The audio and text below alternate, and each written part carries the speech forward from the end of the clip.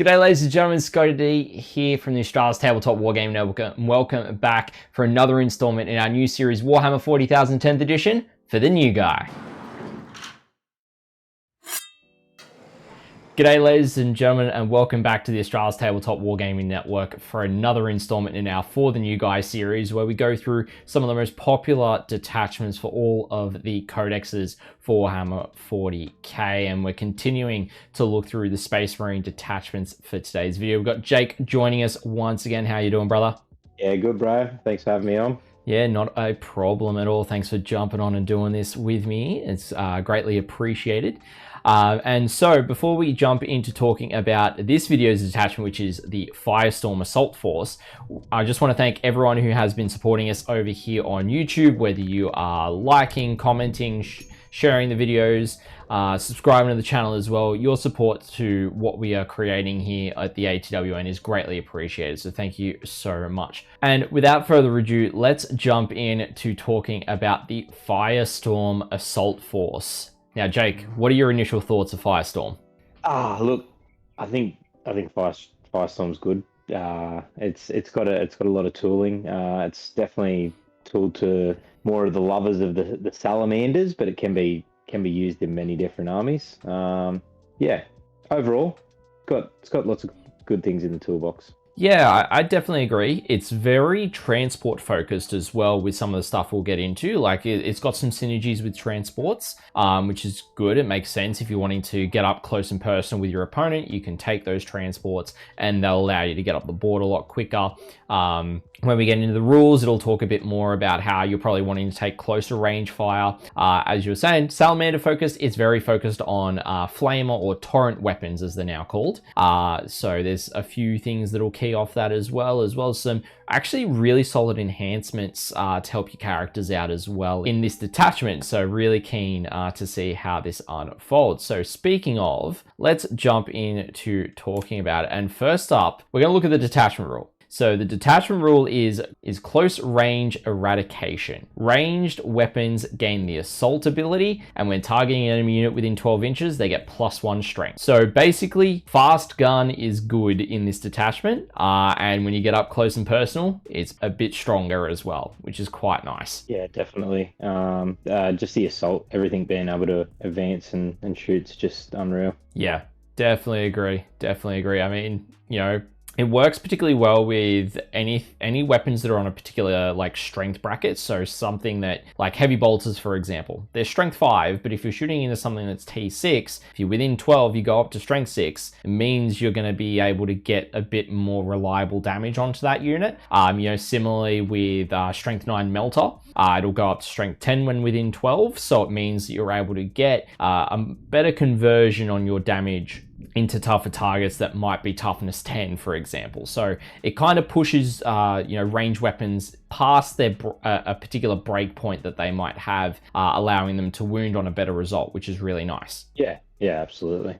So with saying that, we'll jump straight into the enhancements. So first enhancement, Champion of Humanity. Tacticus model. While the bearer leads a unit, models in the unit ignore any or all modified characteristics and or rolls or tests made by then excluding armor saves.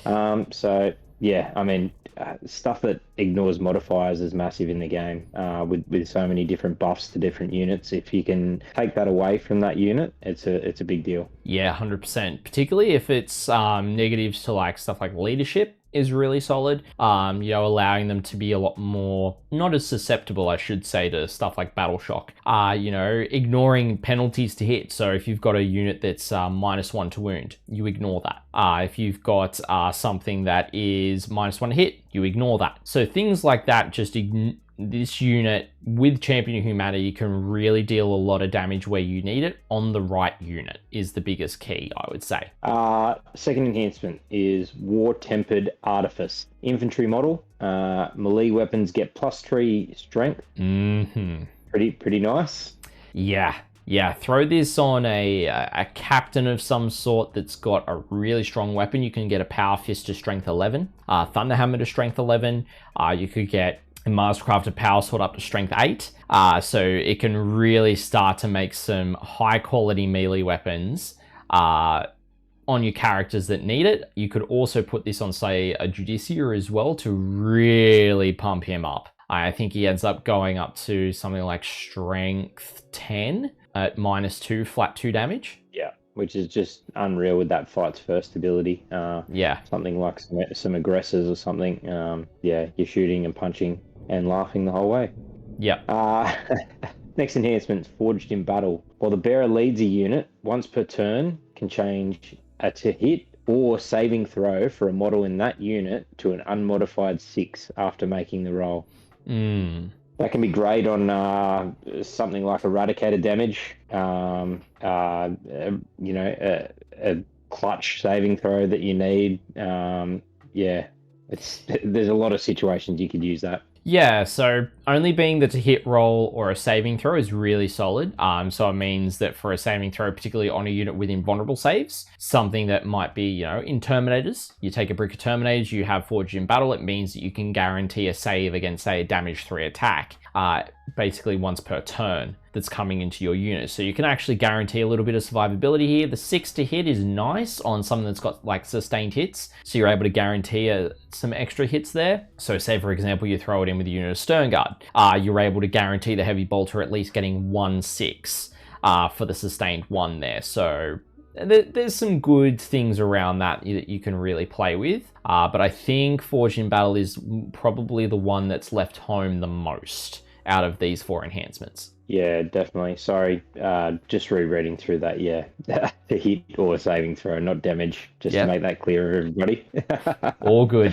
And the last one we've got is the Adamantite Mantle. So -1 damage, and if the weapon has the Melter or Torrent ability, it is reduced to 1 damage instead. Now that can be really good. I mean, -1 damage on anything in the game is great, but with the Melter or Torrent, reducing it down to 1 is amazing. Yeah, putting this on like a captain in Gravis armor is chef's kiss good, because he's already T6, he's already like 5 or 6 wounds, 3 up save, I believe, with 4 up invo. Throwing -1 damage is just going to make him even tougher. Now, we've gone through the enhancements. Let's have a look at the Stratagem suite. And of course, first up, we've got Armor of Contempt, ladies and gentlemen. 1 CP. During your opponent's shooting or fight phase, you reduce the AP of 1 unit's activation that targets one of your Adeptus Astartes units by 1,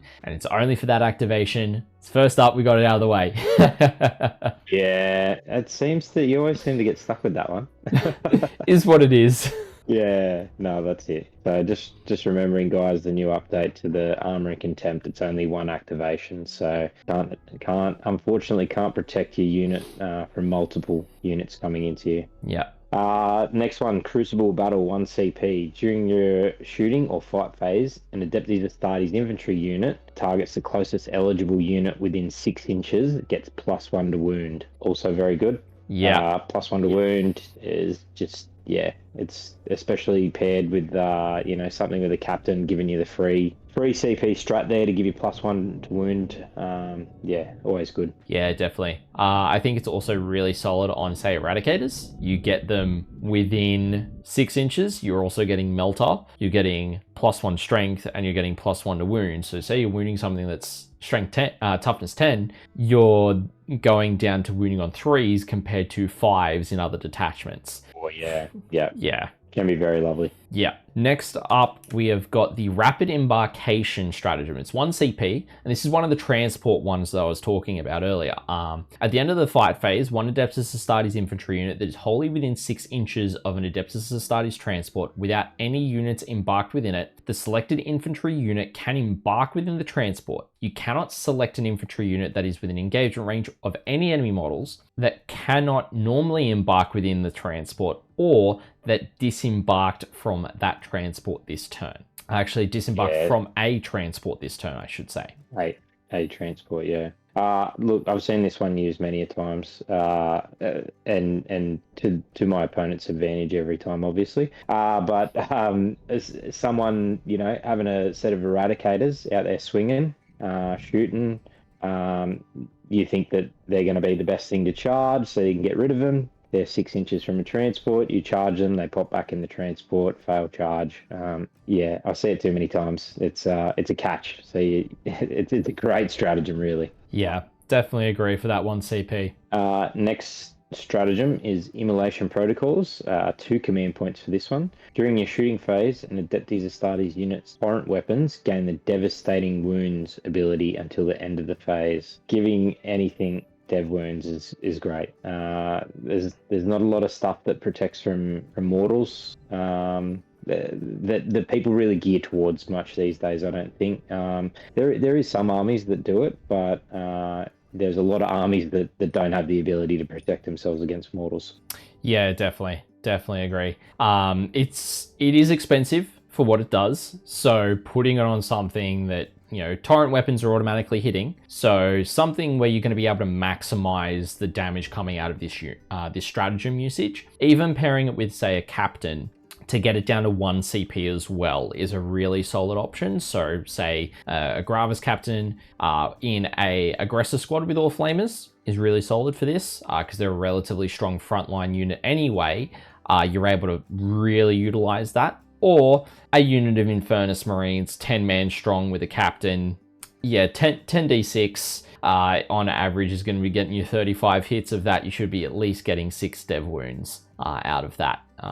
And then all the other wounds on top of what you're going to be getting from the wound roll there. So whilst it is an expensive stratagem, it is well worth it when you want to use it. Yeah, exactly. Especially with the new Infernus Marines buff going up to neg 1. Whatever you don't make in dev wounds, at least you know that you can potentially get through some armor as well. Yep, definitely agree. Next up, we've got Onslaught of Fire. So for 1 CP, during your shooting phase, an Adeptus Astartes unit that disembarked from a transport this turn that targets the closest eligible enemy unit within 12 inches gets +1 to hit. If an enemy model is destroyed as a result of those units' attacks, the enemy model's unit must take a battle shock test. So basically, this one is giving you +1 to hit when you're within 12 inches, as well as getting the additional strength. And then you're also forcing a battle shock check. So it's really good for something that normally wouldn't cause a battle shock check. Something that, using this for +1 to hit on something that normally would, you won't get full value out of. So that's just something to bear in mind that I noticed with this one. Yeah, it can be... it's still good. +1 to hit and the battle shock, especially if you're trying to flip an objective or something like that. Although they won't have to battle shock in their turn anyway, so it's not really going to affect that. But it just means that if you're battle shocking them, they can't use any defensive stratagems, I guess. Yeah. So it also does matter if they are if they're below half strength during their own turn. So if they've got to take that battle shock check again, you could potentially take a unit that wouldn't have needed to take that battle shock check with the additional hits to need to take it in the following turn for the opponent. But it's a very situational response there. I think more often than not, you're taking that for the +1 to hit for the unit that just jumped out more than you are for the battle shock. But I think the battle shock's still important to make sure you're getting the best use of it. Yeah, well, if you're taking that with oaths as well, and you're +1 to hit, reroll hits, then you're +1 to wound, +1 strength, you start to stack that combo up pretty quickly. Yeah, definitely. Yeah. And last but not least, we got Burning Vengeance, which is 1 CP. During your opponent's shooting phase, just after an enemy unit has resolved its ranged attacks, select an Adeptus Astartes transport that was target of the enemy unit's ranged attacks. 1 unit embarked within that transport can then disembark as if it were your movement phase and can shoot as if it was your shooting phase, only targeting the enemy unit that is shot at the transport and only if they are an eligible target. Now, this one's great. They shoot at your transport, whatever's in it gets out, shoots them. It's good. Fair enough that they're out and disembarked, but they get charged and in your turn you spend a CP and put them back in the transport. So it's the merry-go-round. Yeah, I think there might have been that caveat with the previous stratagem that you couldn't do it with a unit disembarked. So I think it actually stops this potentially, that combination. But that there would be a bit more digging into that, and in the comment section below, feel free to let us know, or I'll do some digging myself and I'll put it in the comments for those watching as well, in terms of that interaction. Because of course I've reworded the strats so they look a bit easier to say on screen and for you guys to read, but that the full strats may have it worded a little differently. So I'll make sure that that's all ironed out in the comments for you guys. But yeah, definitely like a big unit to jump out. You want value for firepower for what you're getting the unit out of. So if a vehicle shot at them and say you've got eradicators in there and they are the only target, well, you have to target them and you can legally target them from where you deploy them, then 100% do it. But it takes a little bit of measuring because you disembark that 3 inches and then you've got to measure your range. So really with, say, eradicators, for example, you're measuring a 21-inch range for the models because you've got that 3-inch disembark and then you've got 18-inch range on their melters. So you need to make sure that you're able to still hit the target. So there's a little bit of pre-measuring involved when using this one to make sure you're going to be able to get the value out of it. But if you can get the value out of it, definitely worthwhile. Yeah, and like you said, you'd have to pre-measure. You've got to make sure that you don't stop yourself up there by something shooting from 23 or 24 inches away and you thinking that you can use this strat when you can't. Yeah, 100%. So now we're going to jump in to having a look at a Firestorm Assault Force army list. It's 1,000 points as we do for the new guy lists. And so what the list contains, it's got a Terminator Captain with the War Tempered Artifice. So this puts his Mastercrafted power sword up to strength 8, which is really strong.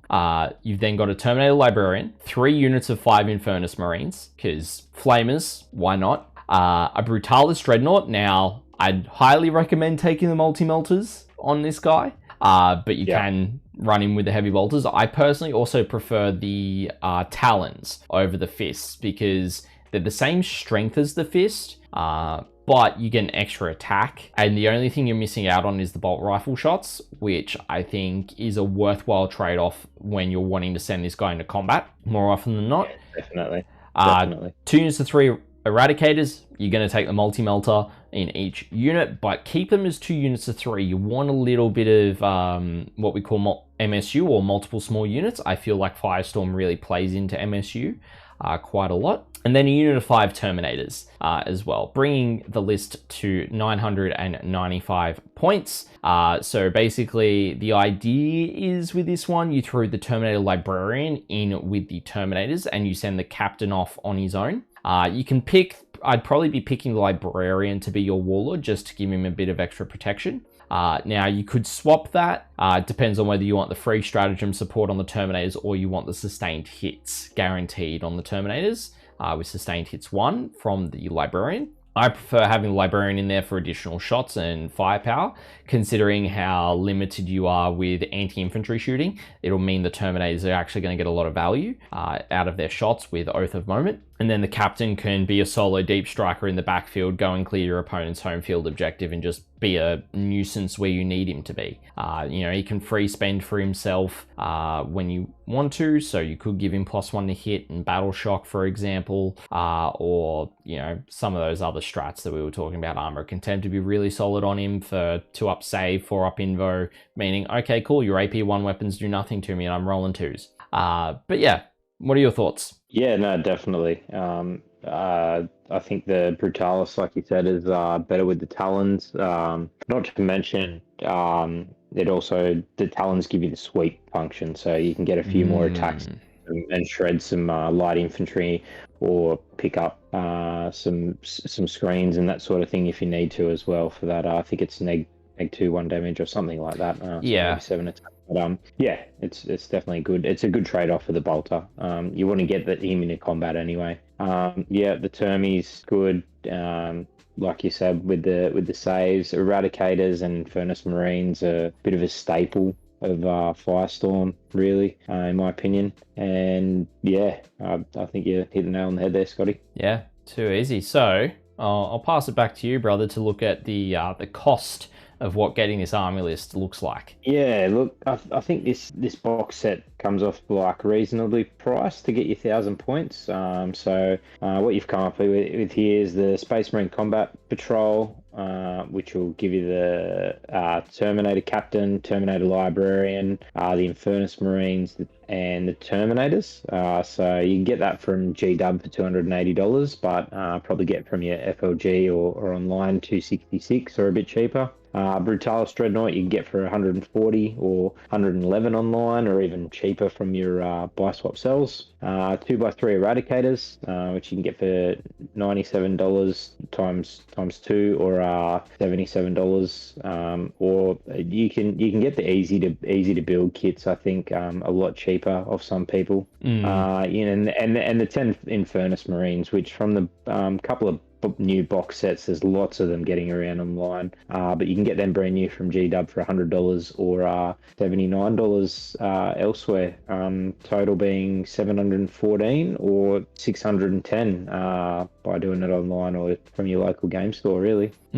I will mention that the Terminators in the Combat Patrol do just have the standard loadout with an assault cannon. So you're kind of fixed into that loadout in the list. Unfortunately, you don't get to pick and choose, as they are the easy to build ones from Leviathan. But yeah, 100% correct. Like, Infernus Marines are relatively cheap on secondhand, Facebook Marketplace and such. You should be able to find them a bit cheaper as well. If you do get the old Indomitus Eradicators, you just don't have the multi-melter is the only thing. So that's kind of the trade-off there. But I'm sure if you wanted to convert one up or get some 3D printed parts, you could definitely fix that up yourself as well if you want to do a little bit of conversion work. But yes, 610 for a 1,000-point list is pretty on par with what we've had for Marines.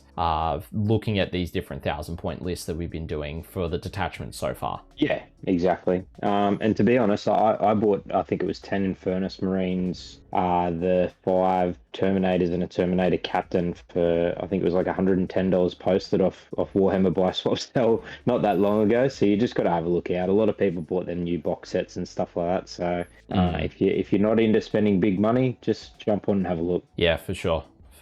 So now that we've looked through Firestorm, what are your thoughts now that we've actually dug into the detail of the detachment and looked at it a bit deeper? Yeah, look, I think it's a strong detachment. I don't think it's the strongest out there. There is definitely a lot more in me personally. I think there's probably a lot more in Gladius and Vanguard, but don't get me wrong, it's still a very strong choice. There's lots of ththings you can use in there, especially if you love your flamer weapons and you're a big Sally's fan as well. Yeah, I think it still can be very usable, especially if you're getting this super oath with the +1 to wound on lots of stuff. You definitely roll through. Yeah, definitely agree. That +1 to wound is going to be really solid. I mean, if you're leaning more into stuff like Eradicators and Infernus Marines like we've got in that list, and more torrent-based weapons, you can kind of be trading off the automatic hits for the +1 to wound and missing out on the rerolls. So there is that kind of give and take in this detachment that you don't really pay too much heed to in some of the others. I definitely agree with you. There's, as we said in one of the previous videos, I think it was either Vanguard or Stormlance. It's not in the top 3 of Space Marines. I definitely agree that, Gladius, Vanguard, and Stormlance are definitely still the top 3 for Marine detachments from the core codex. I would say Firestorm's probably tied 4th with the last detachment that we're going to be looking at in our next video, is where I'd probably put them. There's definitely some good play out there. There's players doing really well with them. But again, it just can't push past kind of the flexibility or the technical prowess that some of these other Marine detachments have available to them, I think. So yeah. But ladies and gentlemen, that is actually going to finish up our review of the Firestorm Assault Force. Ooh.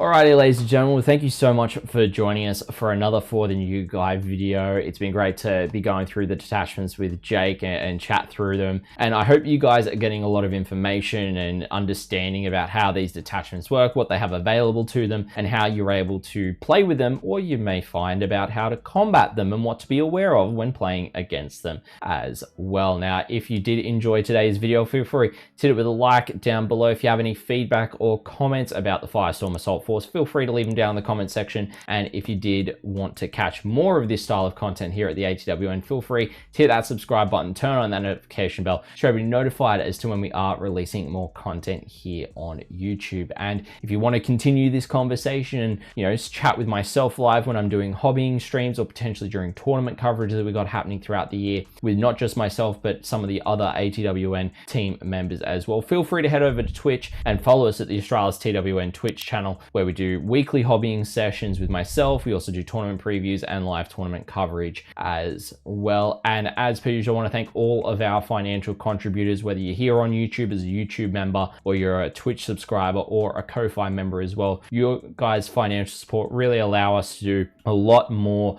than what we normally would be able to here at the ATWN in terms of our tournament coverage and improving the quality of the coverage we provide to the Australian Warhammer 40k tournament scene. But ladies and gentlemen, that is going to be it for today's video, and we hope to catch you in the next one.